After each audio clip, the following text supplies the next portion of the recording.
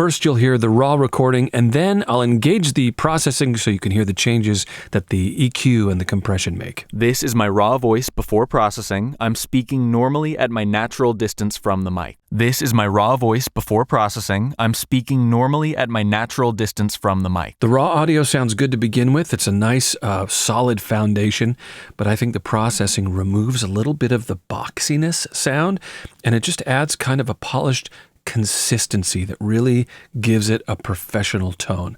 Let me show you exactly what I did to get that process sound.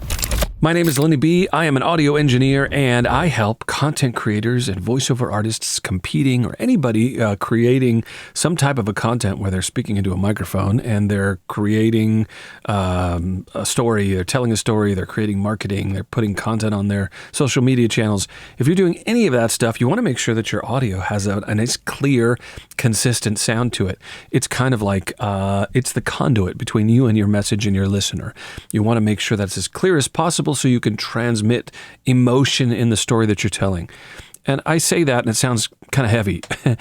When I say transmit emotion in a story, yes, that means you want to move people emotionally if you're doing an audiobook or if you're telling some kind of a narration or, but it could also still be very powerful if you're doing a insurance commercial, right? It's still a story that you're telling, a marketing story, or if you're doing some type of a training manual, you're trying to get people to understand how to use something if you're training them, and you want to make sure that that connection when you're speaking to them is frictionless. You want it to be easy to be understood, and you want to be able to communicate easily. So it doesn't really matter what you're creating. You want to make sure the lens that you tell your story through is clear and frictionless. And that's what I help my clients do. If you are creating any kind of audio content, I can put a custom processing preset together like I've done in this example here today. This voice recording is being captured on a Neumann TLM 103, a classic voiceover microphone, and it's being captured onto a Scarlett solo audio interface by Focusrite. That's also a pretty popular audio interface. One of the key elements to the good quality audio that you're about to hear is that he has a custom-built studio. He says it's roughly 5 by 8 by 8, so 5 by 8 feet and then an 8-foot height. Each wall, and this is the key, each wall and ceiling are padded with 7 inches thick of rock wool. Let me tell you why that's such a big deal. You don't have to cover your entire recording space with rock wool 7-inch thick panels, but it doesn't hurt, right? This is actually the thickness of your acoustic panels is directly related to the frequencies that can be absorbed. Thin panels do a good job of absorbing higher frequencies, but the lower frequencies and lower sound pressure waves require thicker, physically thicker sound treatment to capture those bigger sound pressure waves. And so that's what's happening. There are no or very, very little reflections being captured by the microphone in this particular audio recording. And I want to draw your ear and draw your attention to that. When you listen to this, I'm going to play the raw audio here. When you listen to this recording, you are primarily hearing direct mouth, voice, sound source to the microphone, and very, very little, if any, reflection sounds, meaning his voice continues past the mic, hits the walls in front, hits the ceiling, hits the floor, back behind him, and then those reflections also go into the microphone at a slight delay. I think very little of that is happening. Let's listen to the raw audio, and I want you to listen for the reflection sounds or lack of reflection sounds. This is my raw voice before processing. I'm speaking normally at my natural distance from the mic. The reason I decided to submit my audio is I am very happy with where my recording studio is at, my recording space, the microphone.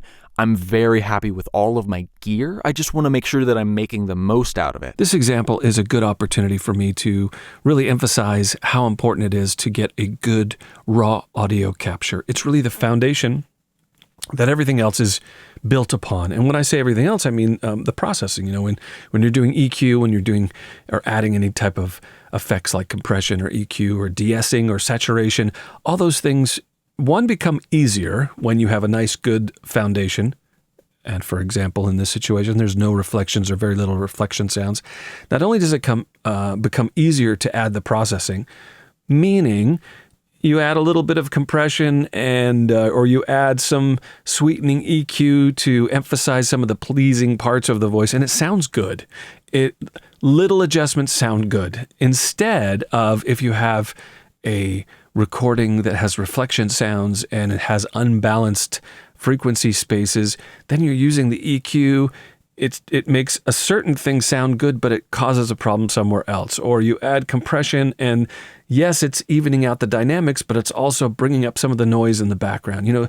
That's what happens. It's like it's like some medication does that, right? It helps you in one way, but then it has side effects. That's really what's happening in a situation where you don't have a good, solid, strong foundational recording, meaning that you're not using the best recording techniques, or you've got reflection sounds, or your recording level is wrong, things like that. So this is a good example, and I want you to hear what that sounds like.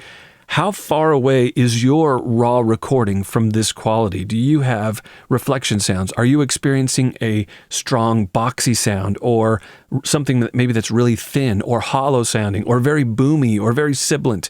Those imbalances in the frequency are usually a good sign that there might be something going on in the foundation of the recording. I want you to take a look at some of the EQ work that I've done, and this further illustrates the fact that this has a very solid foundation. There's some EQ adjusting that I've done, but nothing is pushed really far, right? Nothing is pushed really hard. There's this one, what is number 3? In the 400, about the 400 hertz space, I'm going down about 6 dB. That's about the limit. If you need to modify or cut more than 6 dB, this is my own personal rule, in a particular frequency space, I usually say, if you've got to go past 6 dB, there's probably something that needs to be changed in the raw audio capture.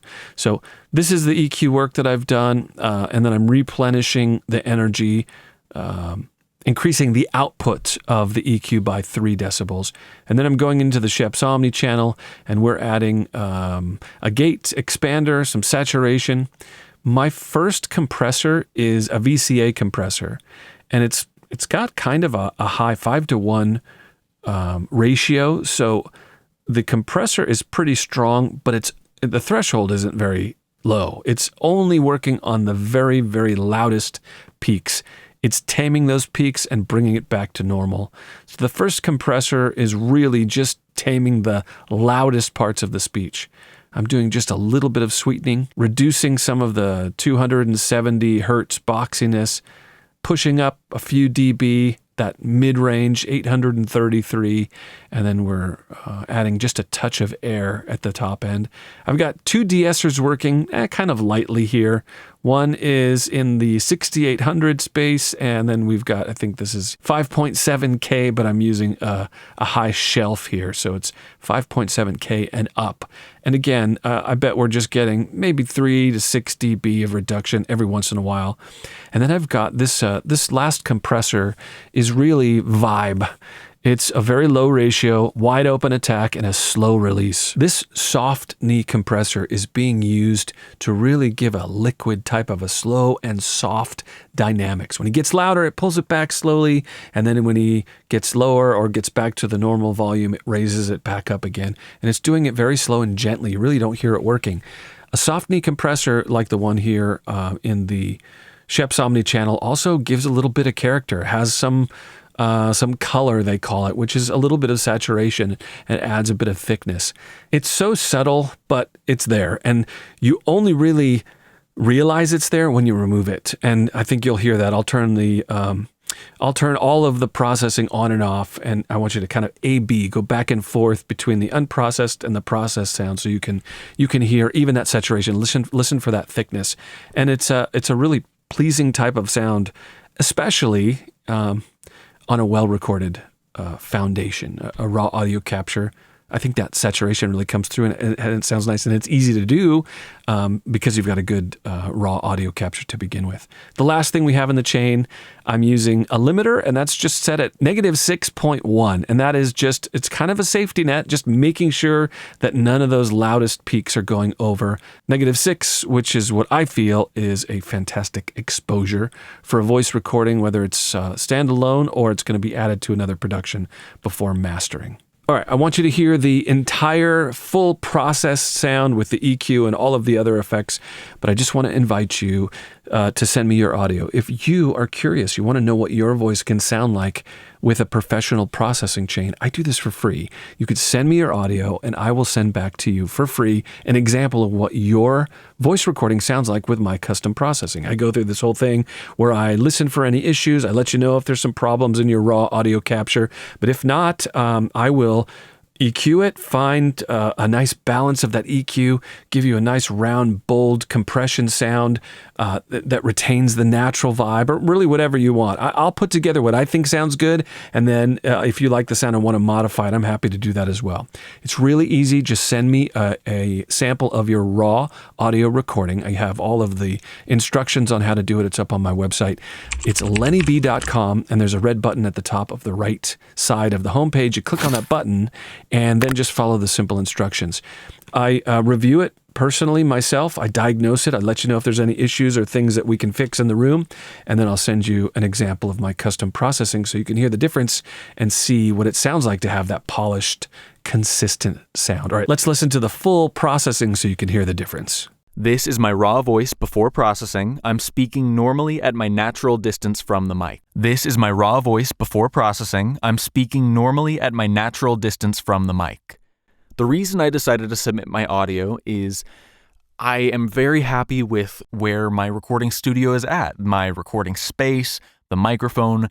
I'm very happy with all of my gear. I just want to make sure that I'm making the most out of it. I'm very happy with all of my gear. I just want to make sure that I'm making the most out of it. I think one of the biggest benefits of having a custom processing preset is that you can forget about the audio. You don't have to worry about it anymore. Does it sound good enough? Is it competitive? Is it as good as my competition? Is it going to translate on different playback speakers? You know, sometimes your audio sounds good on these speakers, but then you play it over here and it's like it sounds thin or whatever. That's definitely, that confidence is what I offer. The audio is balanced, it's going to translate, and it's going to be consistent. You have a custom processing preset, you record a commercial today, your client comes back a year later, and your audio is still going to sound that consistent. It's going to sound the same. That idea, that confidence really helps you focus on performing. You could focus on translating the emotion in your story, and you don't have to worry about the audio engineering. That is, I think, one of the biggest. One of the biggest benefits of having a custom processing preset. Don't be shy to send me your audio. I work with beginners. I work with pros. I'll work with you no matter what level you're at. The first step is to send me the raw audio at lennyb.com, and we'll get started from there. Thanks for watching.